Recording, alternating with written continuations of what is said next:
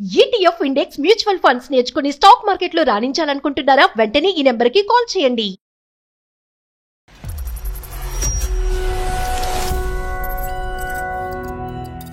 పెళ్ళయ్యాక అప్పుడప్పుడు తాగుతా ఉన్నాడు. 1 year అంటే స్టార్టింగ్ లో. తాగిన తర్వాత ప్రవర్తన ఏంటి? అపార్ట్మెంట్ లోకి రావడం, అక్కడ వామిటింగ్ చేసేసుకోవడం, ఇంకా నన్ను కొడతారు మేడం ఇంట్లో. అక్కడ వరకు వచ్చిందా? కొట్టేశారు మేడం, ఏది ఉంటే తీసుకొని వేసేస్తారు. 2 times 2 bikes పోయాయి అట్లా. బండ్లు కూడా 2 పోయినాయి బండిలు. అతను చెప్పులు తీసుకొచ్చి బండ్లు వేరే వాళ్ళకి ఇస్తున్నాడా?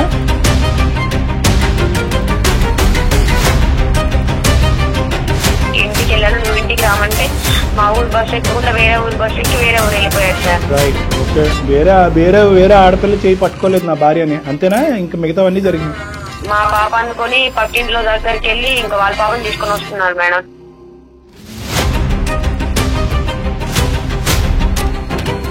ఇంకా నయ్యో నలుగురు తనలేదు ఇతను పట్టుకుని కిడ్నాపర్ అని చెప్పి. గొడవలు అది అవడం వల్ల నేను మా పుట్టింటికి వచ్చేసాను సార్. రవీంద్ర గారు నమస్తే అండి. ఎవరండి మీరు? నాకు 6 నెలల నుంచి సార్ నా పాప గుర్తుకొస్తుంది సార్. ఎప్పుడు కూడా ఇలా బరి తెగించి తాగటము, రోడ్ల మీద పడిపోవటము, ఆఖరికి బళ్ళు పోగొట్టుకోవటం, వేరే వాళ్ళు జోళ్ళు వేసుకుని రావటం, వేరే పిల్లల్ని ఎత్తుకుని రావటం అంటే కనుక ఇది వేరే లెవెల్కి వెళ్ళిపోయింది. ఎందుకు తాగేటటువంటి వాళ్ళందరూ ఒకరు 2 పెగ్గలు తీసుకుని ఆపేస్తారు, ఒకరు 10 పెగ్గలు తాగేంత కిక్ ఎందుకు రాదంటే అది వ్యక్తిత్వం బట్టి ఉంటుంది. ఎక్కడ వదిలేయగలగాలో అక్కడ వదిలేయాలి. అది ఇతనికి లేనట్టుగా నాకు అనిపిస్తుంది. నాకు ఒకటే సార్, కావాలంటే సార్ నా భార్య నా బిడ్డని నా దగ్గరికి రానియండి సార్.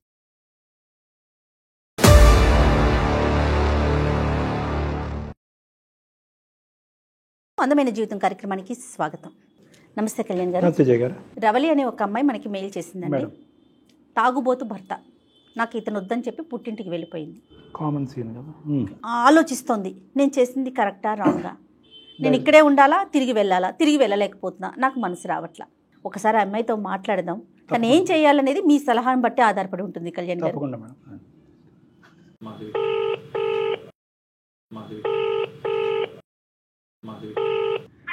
హలో, నమస్తే అండి రవలి గారా?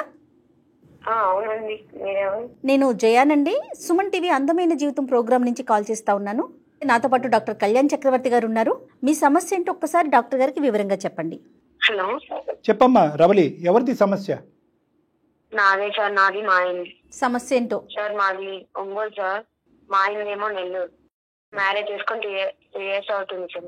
3 years. బాబు పుట్టేంత వరకు మంచిగానే ఉన్నాము. నెక్స్ట్ డ్రింక్ చేయడం వల్ల గొడవలు అది అవడం వల్ల నేను మా పుట్టింటికి వచ్చేసాను సార్. ఎంతకాలం అయిందమ్మా పుట్టింటికి వచ్చి? 1 year అవుతుంది సార్. అతనికి డ్రింకింగ్ ఎప్పటి నుంచి అలవాటు? పెళ్లికి ముందు నుంచే ఉందంట, కానీ నాకు ముందు ఏం చెప్పలేదు సార్, ఇట్లా అలవాట్లేదు అది ఇది అన్నారు. పెళ్ళయ్యాక అప్పుడప్పుడు తాగుతా ఉన్నాడు. 1 year అంటే స్టార్టింగ్ లో తాగను అది ఇది అని చెప్పారు కదా, మరి ఏంటండి అని అడిగితే మా ఫ్రెండ్ ఇట్లా ఫంక్షన్ ఉంది, మా ఫ్రెండ్ ఇట్లా పార్టీ ఇస్తున్నారు అది ఇది అని చెప్తా ఉన్నారు. సరేలే అప్పుడప్పుడు తాగుతున్నారు కదా అని నేను ఏం మాట్లాడలేదు. సరే అండి. తాగిన తర్వాత ప్రవర్తన ఏంటి? ఇట్లా తాగడం, వెళ్ళకుండడం అది ఇది చేయడం వల్ల జాబ్ లో నుంచి కూడా తీసేసారు తన్ని. జాబ్ నుంచి కూడా తీసేశారు. ఇంకా జాబ్ పోయిన కాడ నుంచి ఇంకా ఎక్కువ అయిపోయింది ఇలా తాగడం. ఫుల్ టైం వాళ్ళ దగ్గరికి వెళ్ళి డబ్బులు తీసుకోవడం, అప్పులు చేయడం. మా అమ్మాయి చెప్తున్నారు వాళ్ళు తీరుస్తారు, ఇట్లా మా వైఫ్ ఇచ్చింది అట్లా. ఈయన తాగింది కాక, ఈయన డబ్బులు తీసుకెళ్ళింది కాక, ఆ డబ్బులతో మళ్ళీ వాళ్ళ ఫ్రెండ్స్ కి పోపించడం. అప్పు చేసి పప్పు కూడా అందరికి పార్టీలు. సమస్య అయిపోయింది మేడం. మరి ఇల్లు ఎలా గడుస్తుంది? అంటే నువ్వు ఇంటికి ఇప్పుడు అత్తారింటికి రాకముందు, మీ పుట్టింటికి రాకముందు మరి ఇల్లు ఎలా గడిచేది? నేను డిగ్రీ చేసి ఇంట్లోనే ఉంటున్నాను సార్, నేను ఏం జాబ్ చేయొద్దు, నేను చూసుకుంటాను అది ఇది అన్నారు.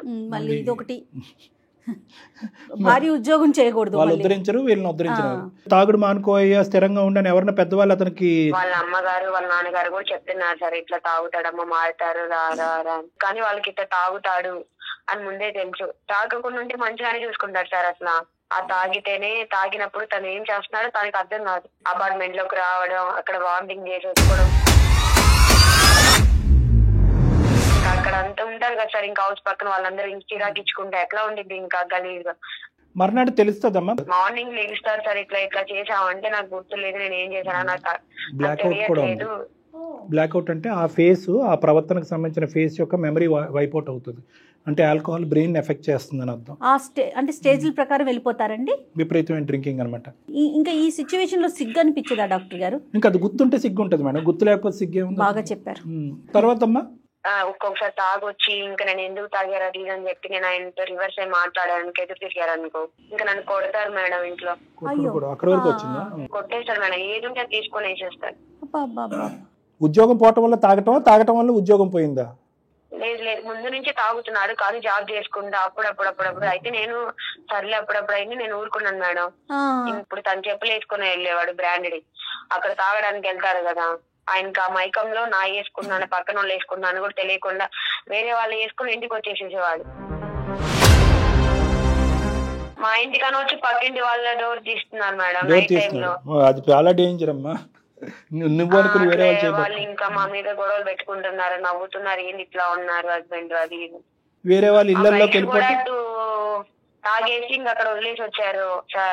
వదిలేసి వస్తే అవి ఇంకెవరో వేసుకొని వెళ్ళిపోయారు. అక్కడ 2 times 2 bites పోయాయి. అట్లా బండ్లు కూడా 2 పోయినాయి బండిలు. అతను చెప్పులు తీసుకొచ్చి బండ్లు వేరే వాళ్ళకి ఇస్తున్నాడా?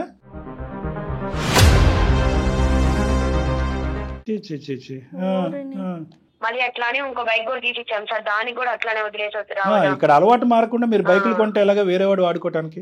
ఇంటికి వెళ్ళాను, నువ్వు ఇంటికి రామంటే మా ఊరు బస్సు ఎక్కకుండా వేరే ఊరు బస్సు ఎక్కి వేరే ఊరు వెళ్ళిపోయాడు సార్. Right, okay. వేరే ఆడపిల్ల చేయి పట్టుకోలేదు నా భార్యని, అంతేనా? ఇంకా మిగతావన్నీ జరిగింది. అవును సార్, చుట్టాల ఫ్రెండ్స్ కి కాల్ చేసి ఇంకా వాళ్ళతో గొడవలు పెట్టుకుంటున్నారు సార్. ఫైటింగ్ అంతవరకు అర్థమైంది. వాళ్ళతో గొడవలు పెట్టుకోవడం, ఇంకా వాళ్ళని ఎట్లా అంటే అట్లా మాట్లాడడం. పాపని నన్ను తాగకుండా ఉంటే మంచిగానే చూస్తాడు సార్, తాగితే బయటికి వెళ్తే ఇంకా మంచి ఏమవుతాడో కూడా తెలియదు. అదే ఇంకా స్ట్రీట్ ఇంకా బయటకు వెళ్తారు కదా మేడం, అక్కడ తాగేసి అక్కడ పడిపోతున్నాడు. ఎక్కడంటే అక్కడ రోడ్ల మీద పడిపోయేదాన్ని రోడ్ల మీద పడిపోతున్నాడు. ఇంకా అక్కడ వాళ్ళు ఎవరైనా తెలిసిన వాళ్ళు ఉంటే ఇట్లా కాల్ చేసి మీ ఆయన ఇక్కడ పడిపోయి ఉన్నాడు అమ్మని చెప్తున్నారు. ఇంకా నేను వెళ్ళి అక్కడ తీసుకురావడం, వాళ్ళందరూ చూడడం, నవ్వుకుంటూ మమ్మల్ని చూసి ఏంటి ఇట్లా ఉన్నారని. మా పాప అనుకొని పక్కింట్లో దగ్గరికి వెళ్ళి ఇంకా వాళ్ళ పాపని తీసుకొని వస్తున్నారు మేడం. తాగి మైకంలో ఒకవేళ అమ్మాయి ఏమైనా మా పాప అని చెప్పి తీసుకొని వస్తున్నారు ఇంట్లోకి, మా ఇంట్లో తీసుకొని వస్తున్నారు. అది ఎప్పుడు తెలుస్తుంది అతని పాప కాదని చెప్పి? నేను చెప్పాక ఇదిగో మన పాప ఇది, వాళ్ళ పక్కింటి వాళ్ళ పాప అని చెప్తే అర్థమవుతుంది. ఇంకా నయ్యో నలుగురు తనలేదు ఇతను పట్టుకుని కిడ్నాపర్ అని చెప్పి. 1 year వరకు నువ్వు బిడ్డను తీసుకుని మీ పుట్టింటి దగ్గర ఉంటున్నావు. ఎలా ఉంది? సంతోషంగానే ఉందా? ఇతను ఏమైనా ఫోన్ చేసి రమ్మని ఏమైనా అడుగుతున్నాడా? నేను మారిపోయాను, ఇంటికి వచ్చేసి పాపని తీసుకొని పాపని చూడాలనిపిస్తున్నాను అంటున్నాడు సార్. ఎట్లా మీకు ఫోన్ చేస్తున్నాడా? ఫోన్ చేస్తున్నాడు మేడం, మెసేజ్ చేస్తున్నాడు. కానీ అతను మారినట్టు మాత్రం వాళ్ళ ఇంట్లో వాళ్ళు కానీ ఎవరు కానీ కాల్ చేసి ఇట్లా మా కొడుకు మారాడమ్మా అది ఇదని నాకు ఎవరు ఏం చెప్పట్లేదు. తనే కాల్ చేసి నేను మారాడు, నా దగ్గరకు వచ్చేసి మళ్ళీ నేను అప్పుడులాగా చెయ్యను అది ఇది అంటున్నాను మేడం. తాగడం వల్ల ఏం లేదు కదా, అందరు నవ్వుకుంటూ ఉన్నారు మనల్ని చూసి, ఎందుకు ఇట్లా చేయడం అని కూడా నేను చెప్తున్నాను సార్. నేను మారాను, ఇప్పుడు పూర్తిగా నేను జాబ్ కూడా చేస్తున్నాను రా అని అంటున్నాను సార్. మరి సో జాబ్ అయితే వచ్చింది, సంపాదన అయితే మొదలైంది, కానీ అలవాట్లోంచి బయట పడ్డా లేదా అన్నది నీ డౌట్. నిజంగా జాబ్ వచ్చిందా లేదా ఏమన్నా ఎంక్వైరీ చేయకపోయావమ్మా నువ్వు రవలి? ముందు కూడా జాబ్ ఉంది కదా మేడం, జాబ్ ఉన్నా సరే దాన్ని ఇట్లా తాగడం వల్ల పోగొట్టుకున్నారు. జాబ్ ఉన్నంత మాత్రం తను వెళ్ళిపోవడానికి రెడీ అవ్వట్లేదు. అదే వచ్చినా కూడా అలవాటు మారాలంటారు. అవును సార్. ఇక్కడున్న పెద్ద సమస్య ఏంటంటే మనకి హెల్ప్ లేదు నాన్న. ఏంటంటే అతని తరపున మాట్లాడి అతను మార్చేవాళ్ళు లేరు, ప్రొఫెషనల్ హెల్ప్ లేదు, నీ మాటలో లెక్కలేదు. కేవలం ఏంటంటే రా రా రా అంటున్నావు. నీలాంటి ఆడపిల్లలు ప్రతి ఇంటా వంట ఉంటున్నారు ఈ మధ్యకాలంలో. ఏంటంటే పెళ్లి చేశారు, బిడ్డను కన్నారు, పోక ఎక్కడ పోవాలి, మనిషా మారడు. సో నువ్వు ఆ డైలమాలో మాకు చేస్తున్నట్టు అనిపిస్తుంది. మీ పేరెంట్స్ ఏమంటున్నారమ్మా? మీ అమ్మ వాళ్ళు ఏమంటున్నారు? వెళ్ళమంటున్నారా? లేదు ఒకసారి ఎంక్వైరీ చేద్దామని అట్లా ఏమన్నా అంటున్నారా? మా అమ్మ వాళ్ళు కూడా తాగడం మానేస్తారమ్మా, వచ్చి 1 year అవుతుంది కదా, నువ్వు ఇక్కడ ఉంటే కూడా మారదు కదా, వెళ్ళి మార్చుకోవాలి, కానీ ఇట్లా వచ్చేస్తే వదిలేస్తే ఇంకా అట్లానే ఉంటాడు వెళ్ళు అని అంటున్నారు మేడం. అదే ఒక్క ప్రయత్నం అంటే ఇలాంటి అంశాల్లో చాలా సర్వసహజం అమ్మ. ఇలాంటి ఆడపిల్లలు చాలా మంది ఉన్నారు. ఆ ఒక్క ప్రయత్నం ఖచ్చితంగా చేస్తే చాలా వరకు గ్యారంటీ ఉంటుందమ్మ. ఎప్పుడు కూడా తాగుడు ఇలా బరి తెగించి తాగటము, రోడ్ల మీద పడిపోవటము, ఆఖరికి బళ్ళు పోగొట్టుకోవటం, వేరే వాళ్ళు జోళ్ళు వేసుకుని రావటం, వేరే పిల్లల్ని ఎత్తుకుని రావటం అంటే కనుక ఇది వేరే లెవెల్కి వెళ్ళిపోయింది. ఈ లెవెల్ వరకు వెళ్ళింది అంటే కనుక ప్రధానంగా తాగుళ్ళలో ప్రాబ్లం కంటే ఇతని వ్యక్తిత్వంలో ప్రాబ్లం ఉందన్నది మనకు అర్థమవుతుంది. సో అతని వ్యక్తిత్వం అనేది బ్యాలెన్స్డా కాదా అనేది మనం ఆలోచించాలి. అప్పుడే నిన్ను అక్కడ పంపించడానికి మనం సిద్ధపడాలి. తాగుడు అనేటటువంటి దానికి 2 ఉంటాయి. ఒకటి దాని మీద వ్యసనం, రెండోది వ్యక్తిత్వం. ఎందుకు తాగేటటువంటి వాళ్ళందరూ ఒకరు 2 పెగ్గలు తీసుకుని ఆపేస్తారు, ఒకరు 10 పెగ్గలు తాగేంత వరకు కిక్ ఎందుకు రాదంటే అది వ్యక్తిత్వం బట్టి ఉంటుంది. ఎక్కడ వదిలేయగలగాలో అక్కడ వదిలేయాలి. అది ఇతనికి లేనట్టుగా నాకు అనిపిస్తుంది. అందులో మార్పు వస్తేనే నీకు మేము ఒక గ్యారంటీ ఇవ్వగలం. అవును సార్, కళ్ళు తాగిన కోతైనా గంతులు ఆపిద్ది కానీ ఈయన అసలు తాగితే అసలు ఆపడు సార్. మరి మీకు ఇప్పుడు ఫైనాన్షియల్ సపోర్ట్ ఎట్లాగా? అమ్మ వాళ్ళేనా? మీరు ఏదైనా జాబ్ చేసుకోవటం అలా ఏమైనా చేస్తున్నారమ్మా సంవత్సరం నుంచి? మా అమ్మ వాళ్ళు ఉన్నారు కదా మేడం, వాళ్ళు చూసుకుంటున్నారు నన్ను. ఇక్కడ ఉండడం వల్ల నాకు అసలు ఏమి ఇబ్బంది లేదు. పాపకైనా నాకైనా వాళ్ళే చూసుకుంటున్నారు. ఫైనాన్షియల్ గా ఓకేనా? అన్ని ఓకే మేడం, ఇంట్లో ఉండే. కానీ ఎల్లకాలం సొల్యూషన్ కాదు కదండి. అతని పేరేంటమ్మా? రవీంద్ర సార్. ఓకే, ఒకసారి ఫోన్ కలుపు, ట్రై చేద్దామమ్మా. No guarantee for this, but ఒక్కసారి ట్రై చేసి మాట్లాడదాం అమ్మా.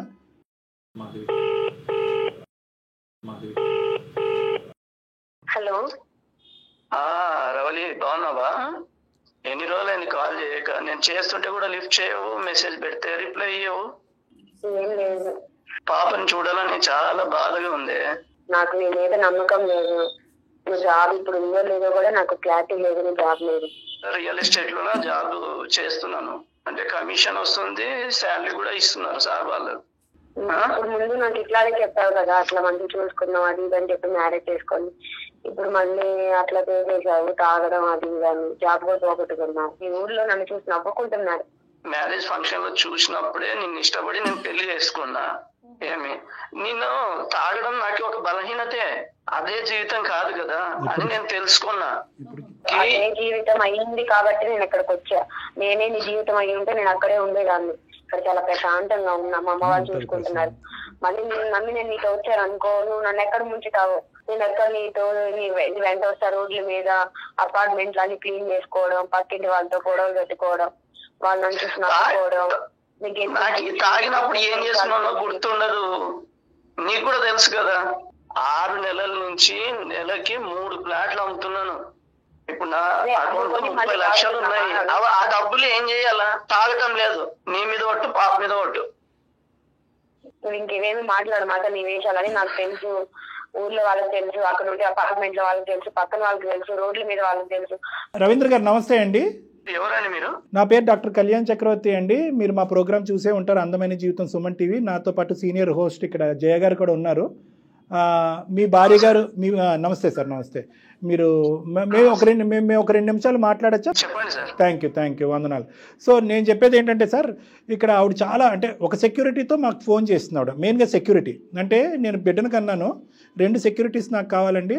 ఫైనాన్షియల్ సెక్యూరిటీ ఒకటి, తాగి విపరీతంగా ప్రవర్తించినటువంటి భర్త ఒకటి. ఈ రెండింటికి గ్యారంటీ ఉంటే కనుక మా అమ్మ నాన్న ఇంట్లో నాకు ఎంత సుఖంగా ఉన్నా కూడా భర్త దగ్గరికి వెళ్ళిపోతా బిడ్డను ఎత్తుకుని. కానీ నాకు ఆ గ్యారంటీ రావట్లేదు నా బ్రెయిన్లో.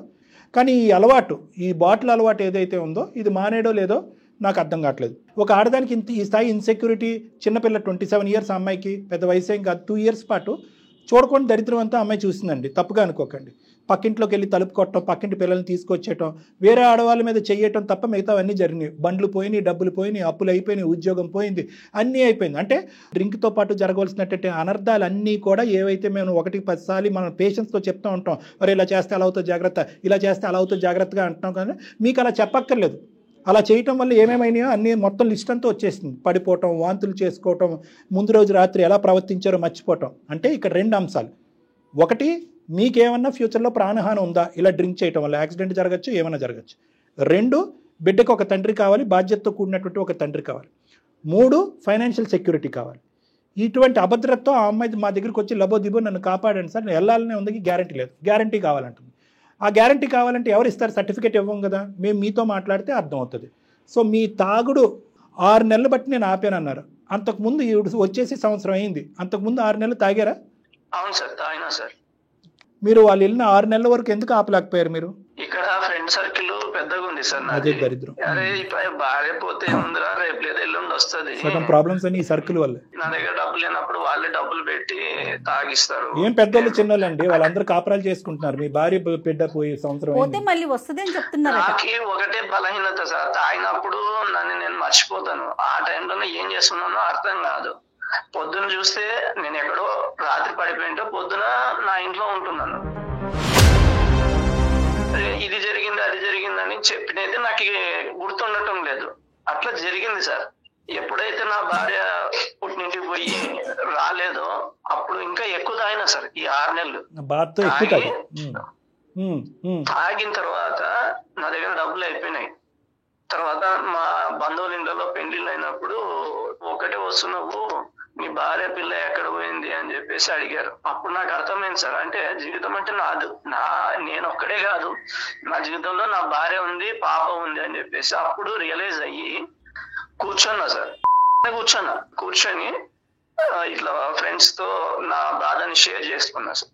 దాని ఏం లేదురా నాయన, ఇట్లా రియల్ ఎస్టేట్ దాంట్లో నా డబ్బులు ఇస్తారు, కమిషన్ కూడా ఉంటుంది, వెళ్ళి చేసుకుంటా అంటే నేను చెప్తాను అని అన్నారు సార్. కానీ ఒక్క ప్రమాణం చేయించుకున్నాడు సార్ మా ఫ్రెండ్, లైఫ్ లో నువ్వు బాటిల్ పట్టుకోరాదు అని ప్రమాణం చేయించుకున్నాడు.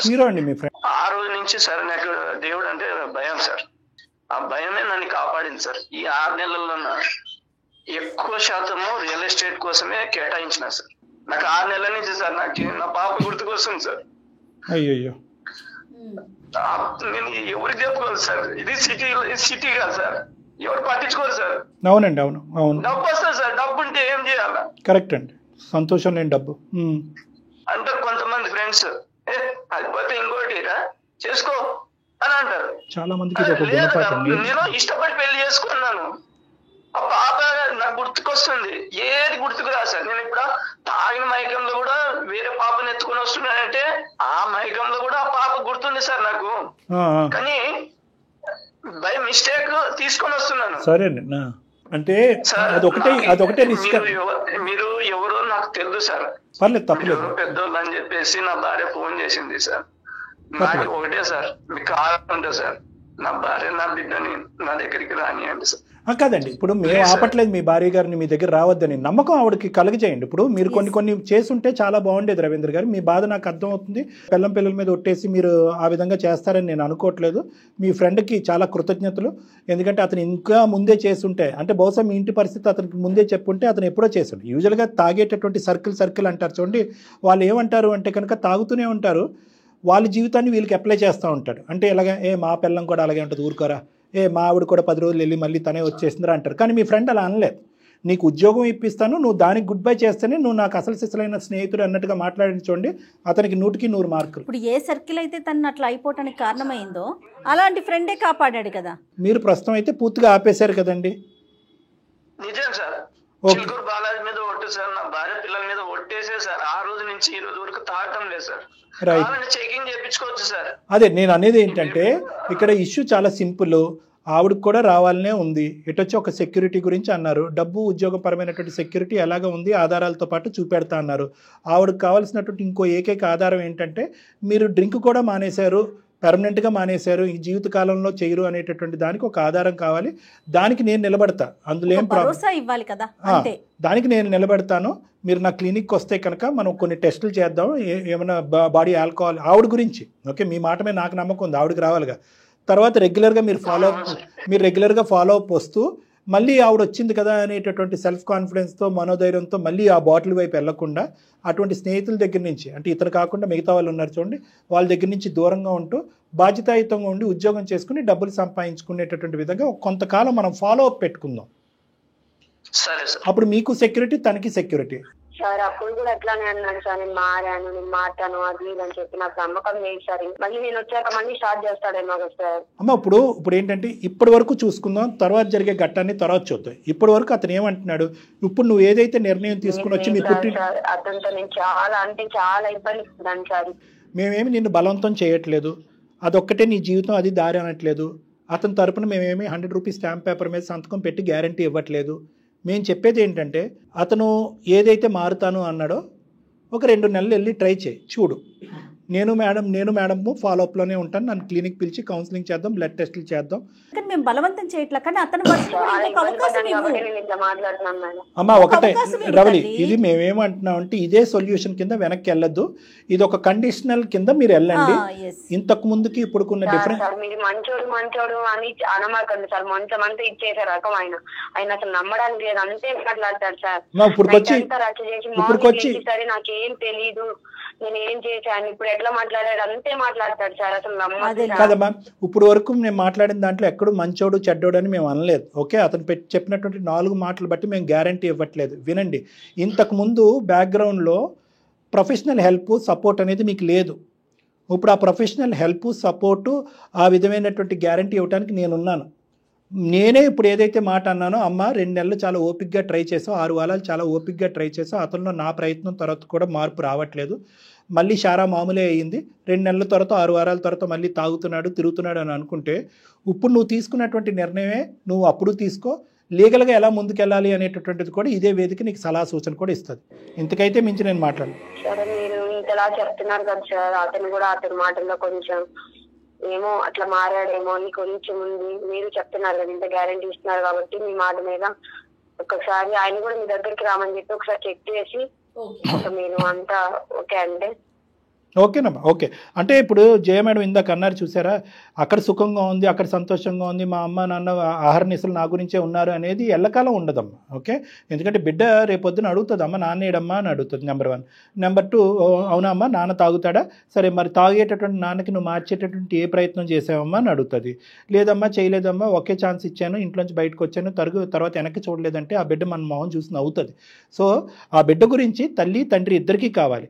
ఓకే, పరిస్థితి జటిలమయ్యి ఇదే పరిస్థితి రివర్స్ అవుతాయి కనుక నీ ఇష్టం, తర్వాత మేము ఎవరు కూడా మాట్లాడు. ఒక్క అవకాశాన్ని అయితే ఇవ్వు, అది కూడా కండిషనల్గా. అదే చెప్తున్నారు డాక్టర్ గారు. డాక్టర్ గారు నేను ఉన్నాను అని నీకు భరోసా ఇస్తున్నారు తల్లి రవలి. మీరేం చెప్పాలనుకుంటే రవీంద్ర గారు మీరైతే ఫాలో అప్ లో ఉండాలండి. ఎందుకంటే ఈ ఒక్క కాన్వర్సేషన్ బట్టి ఆ అమ్మాయికి మేము గ్యారంటీ ఇవ్వలేము. మీరు కంటిన్యూస్గా మాకు ఉంటే, నేను రెగ్యులర్గా చూస్తూ ఉంటే మిమ్మల్ని ఆ అమ్మాయికి ఒక రీఅష్యూరెన్స్ ఇవ్వచ్చు. ఏమంటారు రవీంద్ర గారు? మేడం, మీరు నాకు ఇప్పుడు దేవుళ్ళతో సమానం మేడం. నాకు ఒకటే మేడం, నా భార్య పిల్లల కోసం నేను ఎంత దూరమైనా వస్తాను మేడం. ఒకటి నాకు ఇంకోటి మేడం, ఇప్పుడు 5 లక్షలు బంగారు తీసుకొని వస్తాను మేడం. నా భార్య నా పిల్లలకి వేసే నా ఇంటికి తీసుకొని వచ్చుకుంటా మేడం. ఆవిడికి కావాల్సింది మీ బంగారమో మీ బ్యాంక్ బ్యాలెన్సో కాదండి రవీంద్ర గారు, ఒక్కసారి నా మాట వినండి. ఏ భార్యకైనా కావాల్సింది మీరిచ్చే బంగారము, మీరిచ్చే బ్యాంక్ బ్యాలెన్సో కాదండి, ఒక నమ్మకం. ఆ నమ్మకాన్ని కలిగించండి, తనకి మీ ప్రేమను చూపించండి. మాకి పల్లెటూరులోన ఇంటికి పిలుచుకొని వచ్చేటప్పుడు బంగారు పెట్టి పిలుచుకొని వస్తాం. అది చాలా సంతోషం అండి, కాదనట్లేదండి. నేనేమంటున్నానంటే మీ సాంప్రదాయాన్ని మీరు ఫాలో అవ్వండి, దాన్ని మేము ఎవ్వరం కాదనట్లా. అట్లానే ఆ అమ్మాయికి మీ మీద నమ్మకాన్ని కలిగించండి, భరోసా కావాలి. కాదండి ఎంత మనసు విరిగిపోతే రానంటోంది కాబట్టి ఆ నమ్మకాన్ని కలిగించండి చాలు, అంతే. 2 అంశాలు. ఖచ్చితంగా మేడం, నేను ఇప్పుడు ఈ క్షణం బయలుదేరమంటే మీ ఆఫీస్కి వస్తాను మేడం. నేను వస్తాను మేడం. ఇప్పుడు ఈ స్పీడ్ వచ్చండి. ఒకటి మీ మాట మీద మాకు నమ్మకం ఉంది, మీరు మాకు ప్రామిసులు మాకు చెయ్యక్కర్లేదు. మాకు కాదు, నమ్మకం is not a cut throat. ఒక్కసారి వచ్చేటటువంటిది, క్రాస్ సెక్షనల్గా ఒక ఫోటోలాగా వచ్చేటటువంటిది కాదు. మాకు ఒక మూవీ కావాలి, ఒక కంటిన్యూస్ స్క్రీన్ కావాలి. మాకు కంటిన్యూస్గా ఆ అమ్మాయికి ఒక భరోసా కావాలి, నమ్మకం కావాలి, పాత జ్ఞాపకాలు చెరిగిపోవాలి తన మైండ్లోంచి. నెంబర్ 1, ఏ ఇంట్లో ఏ వాతావరణంలో అయితే కనుక మీ ఆయన తాగుబోతాడు, అక్కడ పడిపోయాడు ఇక్కడ పడిపోయాడు అనే పరువు పోయించండి.